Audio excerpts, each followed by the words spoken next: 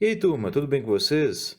Aqui é o professor Rafael Alves para orientar vocês em relação ao Plano de Estudo Tutorado, volume 3, do terceiro ano do ensino médio, semana 3, unidade temática Política, Participação e Movimentos Sociais. Dentro da discussão da semana 3, trazemos aqui o movimento negro.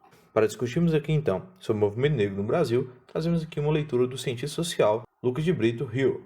Entender a formação do movimento negro no Brasil é observar as várias organizações, iniciativas, coletivas e pessoas que compartilham entre si a luta contra o racismo e as reivindicações de direitos e por condições de vida digna para a população negra no país. Compreender essa pluralidade do movimento negro é entender essa diversidade regional, cultural, religiosa e ideológica da população negra no Brasil.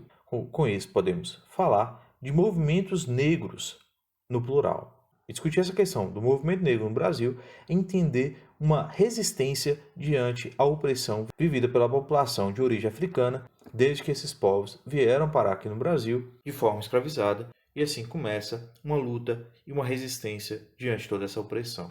Entender essa população negra no Brasil é observar desde dados quantitativos, desde dados qualitativos. Trazendo aqui dados do IBGE, cerca de 56% da população brasileira é constituída por pretos e pardos, o que faz com que tenhamos a maior população negra fora da África. Isso se deve ao enorme contingente de africanos que chegaram nessas terras na condição de escravizados. E um ponto importante para refletirmos aqui é que, por mais triste que seja esse contexto, a gente também tem que observar a grande contribuição por meio de saberes e de tecnologias que a população africana contribuiu para o desenvolvimento econômico e cultural no Brasil. Importante observarmos esse processo de escravização como uma vergonha histórica que explorou de forma brutal o povo negro e que, após vários movimentos de resistência e lutas, houve a abolição em 1878. Mas a população negra sofre suas consequências até o dia de hoje, pois os negros não foram garantidos quaisquer direitos em relação à terra, trabalho, remuneração e educação, ficando assim à margem da sociedade brasileira. Trazendo então uma das principais consequências desse processo foi a construção de uma cultura dominante, com valores racistas, que inferiorizava e que inferioriza até hoje e que desconsidera a humanidade dessa população. Assim, há um processo de negação acesso a direitos fundamentais como saúde, habitação, empregabilidade, estudos, lazer e até a distribuição de renda e de terra, trazendo essa questão um processo também de desigualdade social diante a pirâmide social do país. Na provocativa aqui, inclusive, para introduzir a nossa próxima temática, um lema que se intensificou nos últimos meses, não só no Brasil, mas em todo o mundo, surgindo inicialmente a partir das manifestações nos Estados Unidos diante a morte do segurança George Floyd, mas que se manifestou em todos os lugares do mundo, não só diante desse fato, mas diante outros fatos em relação à morte da população negra no mundo. Aqui no Brasil, assim, o lema Black Lives Matter, vidas negras importam, ganha forças aqui também no Brasil. Refletir esse contexto, então, é entender o racismo estrutural presente no nosso contexto. Dizer que o racismo é estrutural significa dizer que a estrutura da sociedade é historicamente estruturada pelo racismo. Entender desde fatores como o imaginário, como a mentalidade, as ideologias, as relações de poder, as leis, os costumes, instituições, Estado, cultura e as formas como a história da sociedade é contada. Entender aí o conceito de estrutura. Nesse ponto, pensamos brevemente na forma como a elite e o Estado brasileiro, historicamente dominado por europeus e seus descendentes brancos, tratou e enxergou a população negra no país. Esse contexto, aparentemente, parece estar longe de nós, do nosso cotidiano, das nossas relações sociais, mas, infelizmente, é algo muito intenso no nosso cotidiano. Desde uma piada racista que reproduzimos, falas, conceitos que reproduzimos do racismo, a entender uma situação de uma brutalidade por agentes do Estado com a população negra, por entender a desigualdade, por entender a violência simbólica, a violência física sobre essa população. Nesse contexto, a gente coloca aqui uma reflexão bastante crítica das nossas ações. Essas reproduções do racismo estrutural estão enraizadas nos nossos hábitos, nos nossos costumes. enquanto o indivíduo mais simples da sociedade, a ter o que tem a relação de poder maior na sociedade, não ter uma reflexão crítica diante desse racismo estrutural, não ter uma visão crítica, que vivemos um país marcado pela violência, marcado por uma desigualdade contra a população negra, não vamos conseguir, de fato, romper com esse racismo presente na nossa estrutura. Dessa forma, manifestações como Vidas Negras Não Importam só têm real sentido quando todos os indivíduos, não só a população negra, se colocar diante desse fato.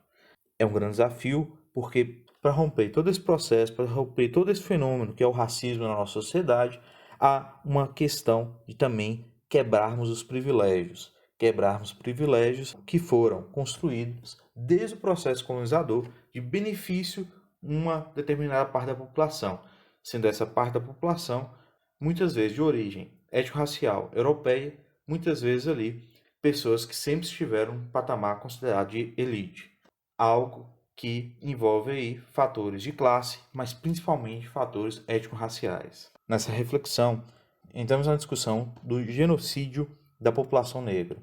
E aí, esse termo, que parece muito pesado, ele é de fato algo presente, infelizmente, na nossa realidade. Essa discussão soa muito pesado, mas porque é de fato muito pesado na nossa realidade. O termo genocídio, que é elevado a um alto índice de morte de um grupo social, ele infelizmente faz parte do nosso contexto no país. Por quê?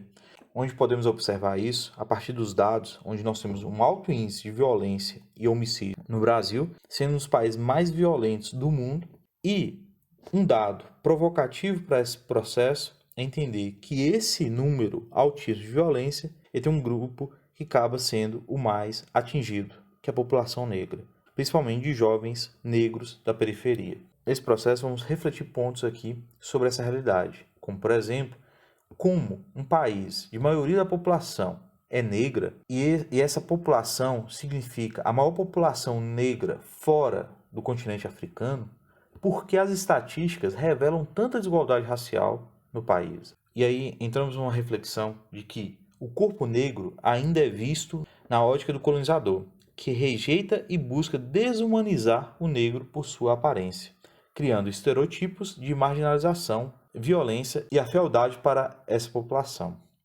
No Brasil, são assassinados cerca de 23 mil jovens negros entre 15 e 29 anos por ano. É uma população, inclusive, maior do que muitos municípios aqui da mesma região do norte de Minas. É como se um jovem negro morresse a cada 23 minutos. Morrem 4 vezes mais jovens negros do que jovens brancos. E esse número mostra que um genocídio da juventude negra está em curso no Brasil. Por isso, o termo genocídio é aqui refletido. Entendendo então que 56% da população brasileira concorda com a afirmação de que a morte violenta de um jovem negro choca menos a sociedade do que a morte de um jovem branco, isso revela como a morte da população negra é naturalizada no Brasil e é vista como algo normal. Esse ponto é importante aqui também para refletirmos o nosso cotidiano. Várias cidades aqui do norte de Minas, onde falamos, teve nessa última década um grande aumento de homicídios, principalmente de jovens de origem negras, pretos e pardos. E aqui a gente entra numa reflexão bastante crítica desse contexto. Nós não estamos falando apenas lá da periferia do Rio de Janeiro, como o caso do menino João Pedro ou da criança Ágata. Nós não estamos aqui falando lá da periferia de São Paulo, como o caso lá do baile de Paraisópolis. Nós estamos aqui falando do caso dos argentinos lá do Rio de Janeiro. Nesse ponto aqui, vamos observar que esse contexto está presente em todo o território brasileiro, inclusive tendo um aumento cada vez mais significativo no interior do país, principalmente onde, até mesmo em pequenas cidades, o índice de homicídio, principalmente desses jovens de origem negras, vem tendo um aumento significativo. Então, nesse processo, vamos perceber que existe em nosso país a criminalização da cor e da pobreza. Observando dados aqui, inclusive, a gente vai perceber também como há um processo desigual também nas oportunidades, onde, por exemplo, a porcentagem total de alunos negros e brancos nas universidades em 2018 36,1% dos estudantes eram brancos, enquanto apenas 18,3% eram negros. Até mesmo nas novelas, principalmente aqui destacando as novelas de grandes repercussões nacionais pela Rede Globo, a participação de atores e atrizes negros e brancos é bem diferente. É algo para a gente refletir as consequências do racismo estrutural da nossa sociedade. E é contra esse quadro a luta dos movimentos negros se coloca. E aqui temos que refletir a grande relevância da manifestação e da participação dos movimentos negros e as suas lutas e suas conquistas. Dentro desse processo, é importante lembrarmos que essa luta, essas manifestações, elas sempre existiram, elas sempre estiveram presentes. Infelizmente, por um processo de informação e conhecimento histórico de uma forma elitizada, de uma forma vertical, um posicionamento do colonizador na nossa cultura, a gente não reconhece tão bem a luta dos movimentos negros no Brasil, que ela vem de muito tempo, desde a luta contra a escravidão até a luta por direitos e melhorias de condições de vida nos tempos atuais. Podemos citar algumas bem significativas para a luta dos movimentos sociais no Brasil, principalmente destacando aqui o movimento negro. O processo de abolição da escravidão de 1888, que envolve a participação de vários abolicionistas negros, como o advogado Luiz Gama, uma figura importantíssima também na luta do movimento negro, o engenheiro André Rebouças, uma figura também importante para essa questão de conquistas ao direito à formação superior, a escritora Maria Firmino, uma representatividade feminina, não só na luta contra a escravidão no Brasil, mas na luta também do posicionamento feminino na literatura, entre várias outras figuras aqui em questão. Trazemos aqui um movimento que ele ganha mais força a partir da década de 1960, com muita influência também do movimento negro que houve nos Estados Unidos nesse período. Nesse processo, traz aqui uma leitura mais ampla da nossa história, inclusive trazendo figuras importantes na luta do movimento negro. E assim traz um resgate à memória sobre o Quilombo dos Palmares. E quando a gente está falando do Quilombo aqui, a gente está falando da resistência, da luta, da reivindicação pela garantia dos direitos da população negra, que teve aí no seu surgimento no começo da colonização e até hoje tem sua simbolização no nosso contexto. Inclusive aqui deixo o meu posicionamento de força e resistência ao Quilombo, Campo Grande. Mas colocando aqui, então, nesse contexto, o Quilombo dos Palmares teve essa figura da resistência por quase 100 anos, diante de muitos ataques dos portugueses e holandeses. A figura de Zumbi e Dandara dos Palmares, que foram suas últimas lideranças, é hoje símbolo da luta histórica pela liberdade e a dignidade da população negra no Brasil. O Dia da Consciência Negra, o 20 de novembro, foi escolhido pelo movimento negro, por ser a data em que Zumbi dos Palmares foi executado pela coroa portuguesa. É importante observarmos que essas lutas partem de várias formas, não só pela resistência, mas também pela cultura, como por exemplo, a artista e política Abdias Nascimento, em 1944, fundou o Teatro Experimental do Negro, que formou artistas negras e negros e produziram peças de teatro com o objetivo de fortalecer a consciência da negritude brasileira e combater o racismo presente na nossa sociedade. E como já tinha mencionado, a influência dos movimentos negros dos Estados Unidos no mundo todo, e aqui no Brasil especificamente, contribuiu para que na década de 1960 e 1980, período marcado fortemente pela repressão da ditadura civil-militar, surgiu o Movimento Negro Unificado, uma das atuais organizações dos movimentos negros no Brasil. E é importante aqui destacar que o movimento negro é um movimento político educador, onde identidades são fortalecidas e reivindicam seus espaços na sociedade, valorizando saberes, cultura e historicidade. Inclusive aqui trazemos a Lei 10.639, uma reflexão importante dessa luta e dessas conquistas. A Lei 10.639 tem como grande objetivo trazer os estudos históricos, culturais, filosóficos, científicos, artísticos da população africana, da população afro-brasileira para dentro das escolas. Por muito tempo colocado uma desvalorização ou não um reconhecimento da importância da população negra no Brasil, essa lei tem como grande papel corrigir esse grande erro do passado e fazer com que educadores e educadoras tragam para dentro da sala de aula, tragam para o conhecimento e a formação intelectual dos estudantes, que ele observe, reconheça o grande significado da população africana no Brasil. E assim também busca desconstruir esse racismo estrutural presente no nosso meio social. Pessoal, então vamos lá resolver as atividades da semana 3. Lembrando vocês que não é preciso copiar as perguntas, apenas responder no caderno. Para isso, monte aí gabaritos no caderno de vocês para ficar mais prático e organizado. Questão 1, Enem 2016. Pessoal, peço a vocês aqui que leiam com atenção para podermos aí responder a questão. Destacamos aqui a Lei 9.394 de 1996, que foi alterada com a Lei 10.639 de 2003. Discussão que, inclusive, falamos anteriormente no vídeo. A pergunta aí nos remete. A alteração legal no Brasil contemporâneo, descrito no texto, é resultado do processo de... Pessoal, essa questão aqui está bastante tranquila de responder.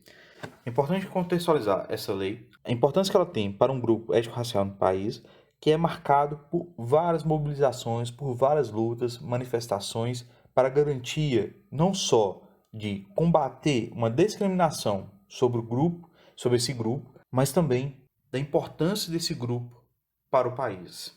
Questão 2, UFO 2010.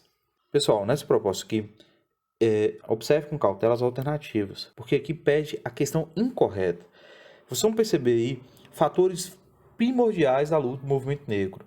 Uma breve leitura sobre o movimento negro, né, uma reflexão sobre a luta, as conquistas desse movimento, vocês vão conseguir observar fatores aí que não são relevantes nessa luta, fatores que não têm significado diretamente nessa luta, facilmente nessas alternativas propostas, que seria então a questão incorreta. Questão 3, Enem 2016. Peço aí que leiam o texto a seguir. Reflita sobre esse contexto trago pelo movimento negro unificado, que a gente observou e colocou anteriormente, também sobre o teatro experimental do negro, o TEM, que também a gente citou anteriormente no vídeo, e reflita aí a questão a seguir. Pessoal, é importante que observarmos que os dois movimentos têm uma relevância e importância para a luta dos movimentos negros, e aí entender que o movimento negro ele é plural, e nesse contexto é observar aqui, interpretar aqui, fazer uma leitura aqui especificando o movimento negro unificado. Qual é o fator principal desse movimento? Que aí ele já entra uma discussão, né, já de um outro período, uma outra leitura, que o movimento do teatro experimental negro. Então, reflita esse ponto para chegar melhor na alternativa correta. Por fim, chegamos aqui na questão 4, é uma questão aberta, então eu vou estar ajudando vocês aqui, orientando vocês, uma melhor forma para resolver essa atividade. Em primeiro ponto, o que eu peço a vocês que tenham uma grande preocupação ao responder essa questão é conhecer de fato o que é o sistema de cotas. Tenha aí um grande cuidado também como as pessoas se colocam diante do sistema de cotas aqui no Brasil e como essa visão, muitas vezes, ela parte dessa visão que a gente questionou no próprio vídeo. Uma visão elitizada, uma visão elitizada, uma visão racista por trás dessa questão. E que ela reproduz e que ela impõe, principalmente, até mesmo para quem depende desse sistema. E assim, faça essa leitura com cautela para responder essa questão com um olhar também mais criterioso, um olhar mais crítico da nossa própria realidade. Pessoal, é isso em relação à nossa semana 3. Peço a vocês aí, no final das 4 atividades, enviem suas respostas pelo link que vai estar tanto o material em PDF que foi compartilhado para vocês, como também nas salas virtuais. No final do vídeo vai aparecer um link para vocês acessarem o vídeo orientação para o envio das atividades do PET 3 e também uma playlist de outros vídeos ajudando vocês em relação a resolver as atividades do PET Sociologia. É isso, obrigado e até a próxima.